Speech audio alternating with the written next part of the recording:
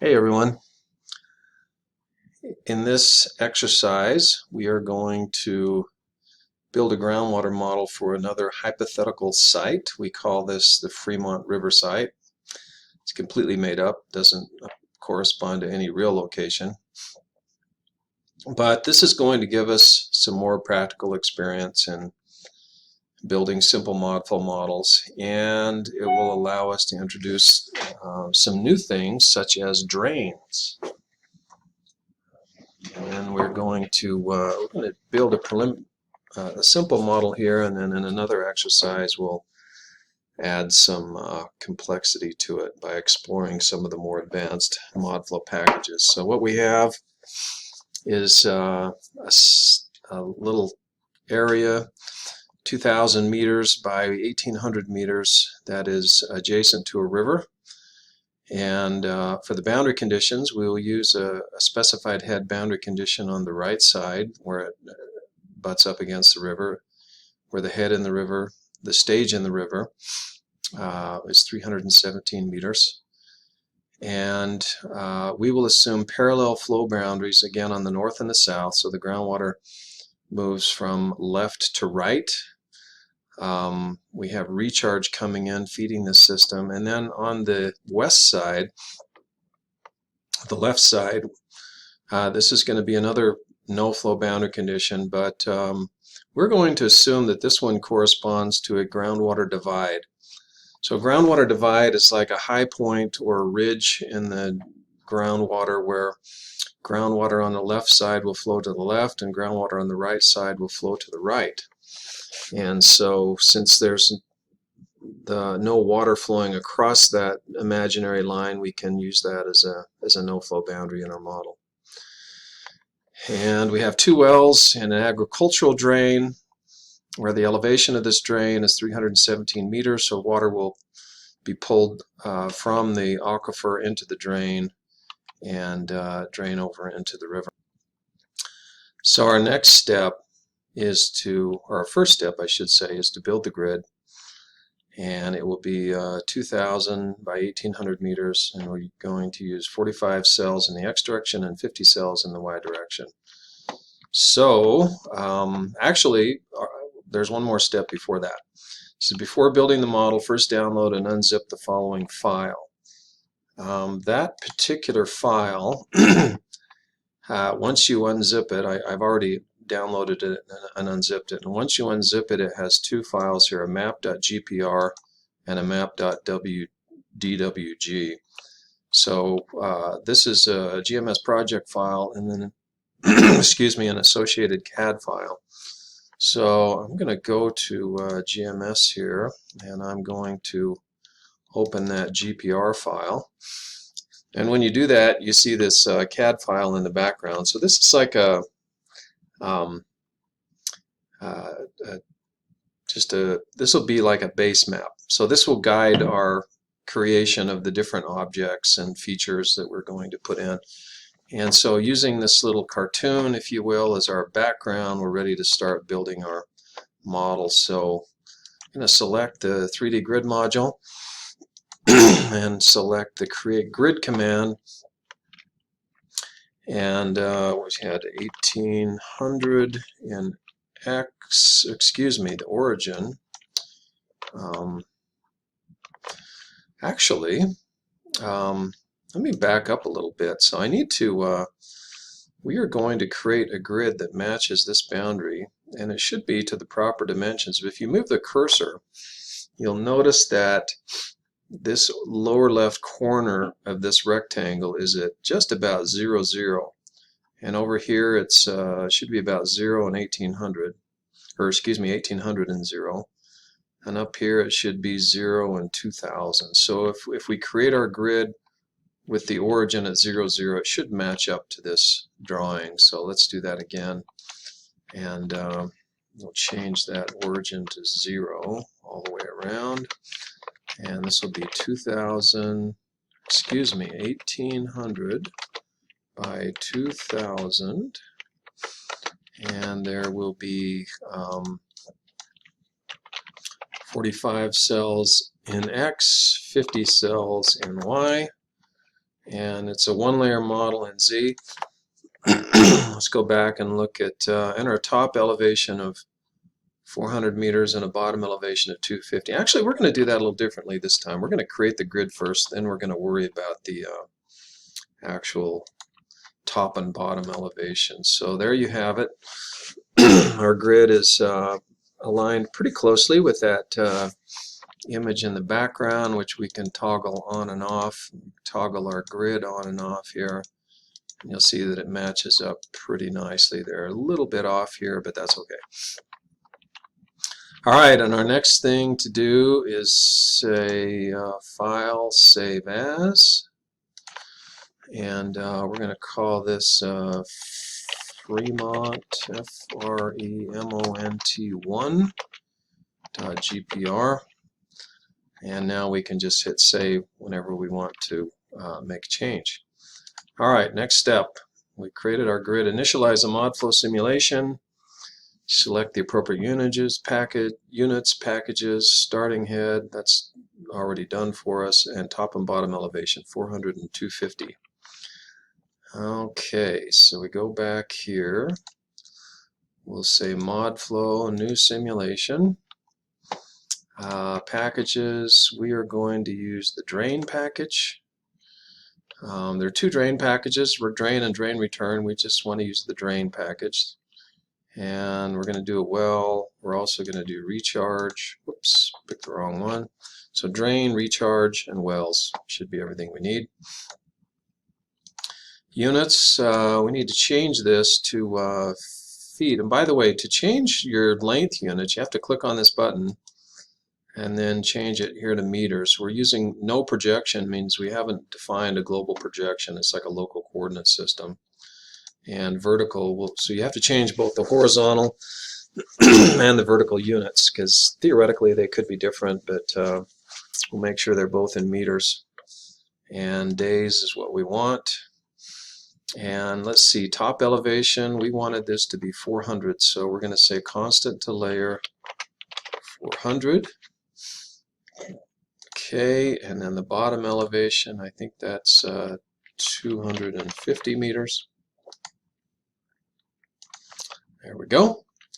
Starting heads, like we learned last time, we're going to use this little option, starting heads equal grid top elevations. That gives us a really good set of starting heads, which should be just fine for this particular case. And then save our changes. And okay, what's next? Create a constant head boundary on the right side of the model equal to 317 meters. So we've done this a couple times now, so you should know the drill. Use the select column tool, and we will double click on the right.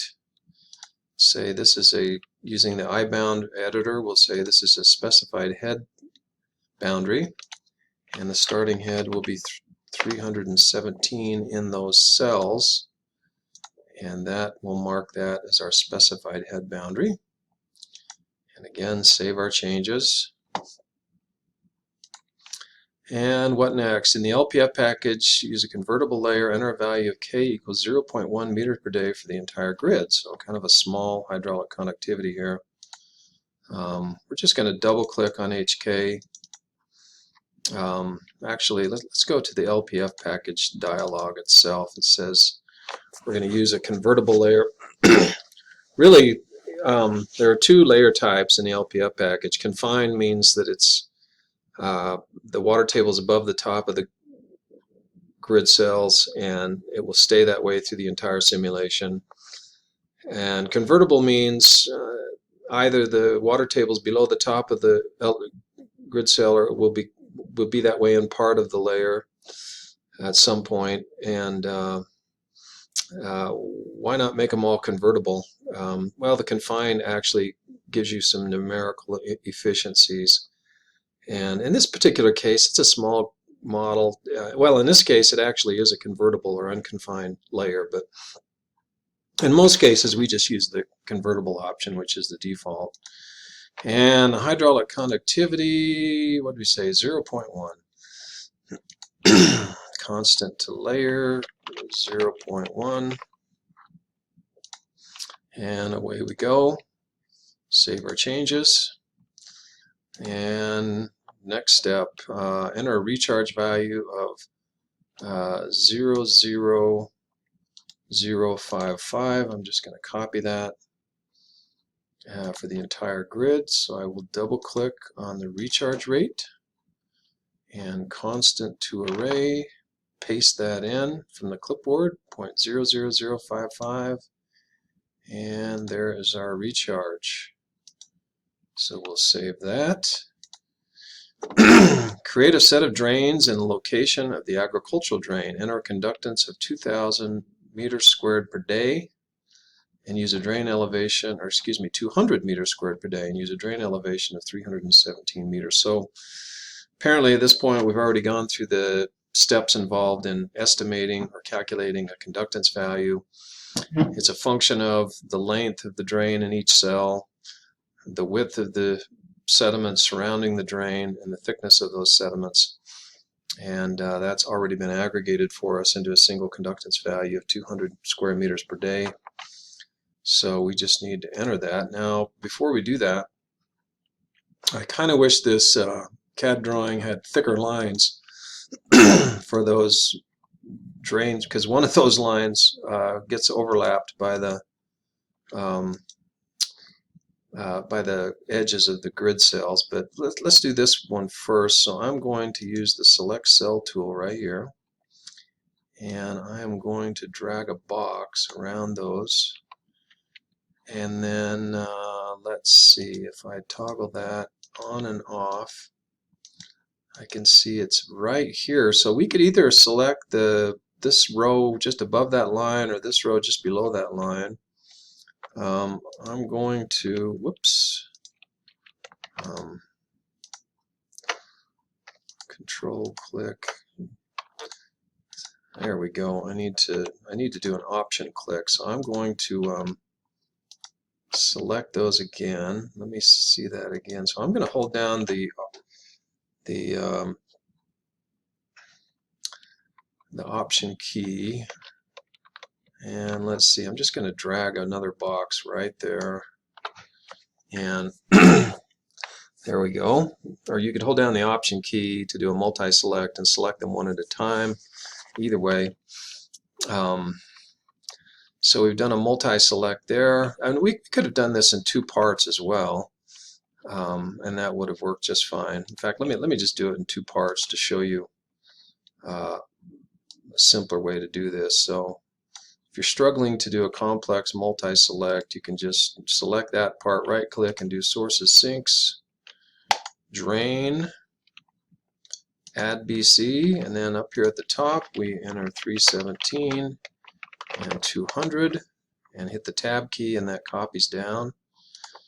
And so then we say, okay, let's drag a box right here, and we'll just do the same thing. So we're just doing it in two parts to make our selection a little easier. Select drains, add BC, 317, 200, and there we have our drains. Now remember, we can go to the display options, click on the MODFLOW tab, and turn on display symbol legend, and that will show us down here that we have drains and constant head boundaries. And we'll save our changes. And let's go back and look at our next step. Create two wells. For SR3, enter pumping rate of -300 meters cubed per day. For SR4, enter pumping rate of -450. Alright, so 300, whoops, clicked on the wrong button here. Let me grab the right one, there we go. So let's see which is which. SR3 is up here, so this one is -300 and -450. Okay, so I am going to right click on that cell, Sources and Sinks, Well, Add BC, SR-3, we'll call it, -300 cubic meters per day, not a very big well. And over here we'll say right click, sources and sinks, wells, add BC, SAR-4, and then minus 450 cubic meters per day. And now we have, if I turn that off, you'll see we have 2 wells. Oh, whoops, somehow I got a drain over here. How did that happen? Let me delete that thing.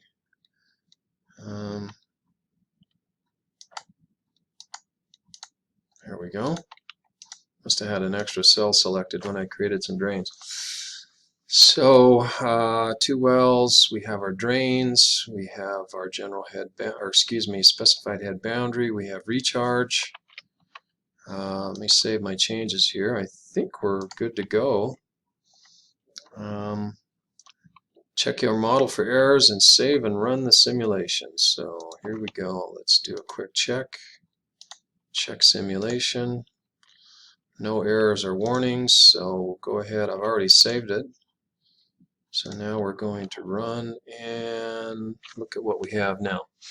So let me reposition this a little bit. So we have, if I move my cursor here on the left, we got a maximum head of about 355, 360 meters. And around the wells it goes down to 297, 294. And right around the drains it should go right to 317. So that drain, well, it could be a little above 317 because of the conductance term, but basically water is flowing into the drain and out the right side. And I'm going to adjust the display options a little bit. I'm going to turn off the cell edges, and I'm going to turn on a boundary on my grid. So we'll say layer borders. And then let's change the contour options to be color fill plus linear. Okay, okay, and now we get this, which I think shows you the water table contours a lot more clearly. So again, we have water flowing to the drains and then out, and then we have 2 cones of depression around these wells. Now, by the way, this isn't part of the exercise, but I'm going to show you a little trick. I'm going to right-click on my 3D grid, and I'm going to say convert to a 2D grid. So I'm going to copy that. I'm going to create a 2D grid that has the exact same dimensions. Now, a 3D grid with 1 layer is kind of like a 2D grid, but there are some things we can do with 2D grids that we can't do with 3D grids. And then I'm going to say 3D data to 2D data. What this does is it copies our this head array. This we call it a data set. The simulated heads data set. It copies it over to the 2D grid. And so now up here I have this 2D grid. So I'm going to turn off the 3D grid and I'm going to go into my 2D grid, and let's turn on some contours and some cell faces, and let's see, let's do color fill and linear, see what this gives us. So there we go. And I'm going to do one more, so that right now it looks pretty much the same. So we basically copied the grid geometry over, and we've copied those cells over, or excuse me, the heads. And here, let's try the block fill display just for a second. Whoops, I forgot to do something. I need to go 2D grid. I need to do that, make sure I'm in the right module when I do that. So we'll do block fill here, and okay. And I'm going to go from ortho mode into oblique mode, and I'm also going to change the Z magnification. Alright, so what that does, if we zoom in here, is now we have this 3D surface representing our water table mapped to this 2D grid. So you're looking underneath it now. You can see these cones of depression. Let me amplify that Z magnification up a little bit more. We'll go to a factor of 8. There we go. And so, you can pretty clearly see these cones of depression where the wells are. You can see the outline of that drain. So it pulls the water table down to that elevation. And in general, the recharge comes in on this side and it flows towards the wells, the drain, and the river on the right. So I think that's kind of fun to look at the this 3D representation of the water table and spin it around. It'd be kind of fun if GMS just automatically generated that as part of the 3D grid, but it still ends up being a nice way to view your solution. All right, let's go back into ortho mode, go back to our 3D grid. Let me revert to my other contour options, and let's see, MODFLOW. Okay, 3D grid. I was in the wrong display here, and we'll say color fill and linear. We got two kinds of data sitting there, so we got to make sure we're always working with the right module. I got to switch back to the module. That was my problem. And so there we are. Pretty cool solution. Let's look at what do we have left. If your solution is successful, you may wish to try modifying your model as follows. Change the conductance on the drain and see if it makes a significant difference in the solution. So let's go back. And one thing we haven't done yet, which we should do, is look at the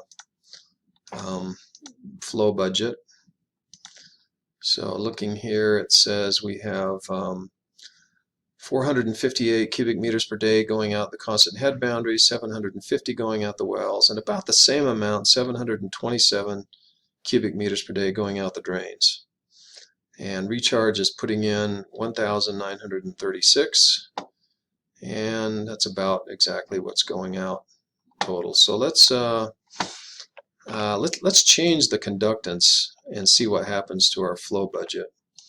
So I'm going to go into the MODFLOW menu, optional packages, drain, and let's change the conductance. Let's reduce the conductance by a factor of, I'm going to cut it in half, so we'll cut it by 50%. So we'll change it from 200 to 100. I'll double click on this little dot here to copy that down, and we'll save our model and run the analysis, and let's see what happens here. So visually I'm not sure we can see a lot of difference, but let's go look at the flow budget. And before we had, it was just below 750, and now it's 720, so it hardly made any difference at all. Let's try that again. Let's reduce it even more. Let's change it down to 10. So we'll go from 200 down to 10, and see what that does to us. That makes it take even more energy to push the water through that drain. So we should have a lot less. I would think we'd have a lot less water going to the drain if we have a really low value of conductance. And yeah, now the contours look different. And interestingly enough, it's gone from about 7, we started out at like 730, 740, and it's gone down to 677. So this confirms something that I've long noticed, and that is these models aren't terribly sensitive to the conductance in a lot of cases. Sometimes it is, but usually it's kind of like this. It doesn't make a huge difference on the conductance, which is kind of nice. So you don't have to spend a lot of time obsessing over those length and width terms and hydraulic conductivity terms you're using for conductance, because in the end it's not going to make a huge difference on your overall model results. On the other hand, if you change your hydraulic conductivity or your recharge, that makes a gigantic difference. And so that's something you can think about. Try increasing the pumping rate to see what happens to the drawdown. At some point the wells will go dry. We have a relatively low value of hydraulic conductivity here, and so if we go into our well package and let's make this -600 and make this one -900, so we're just going to double our pumping rate. You know what may happen here, let's try it and see.